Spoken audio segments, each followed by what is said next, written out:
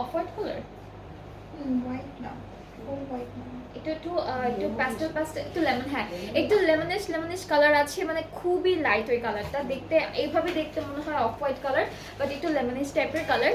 So এটা থাকছে আমাদের কামিজের পার্টটা অল ওভার এমব্রয়ডারি করা। এটা হচ্ছে আমাদের সাইডের প্যানেল, অ্যান্ড এই পার্টটা হচ্ছে আমাদের ব্যাক পার্টটা। ব্যাক পার্টটা অল ওভার ডিজিটাল প্রিন্টের মধ্যে, ব্যাক পার্টের সাথে একটা সুন্দর করে প্যানেল আছে। অ্যান্ড স্লিভসটা দেখাই, স্লিভসটা হচ্ছে এইটা।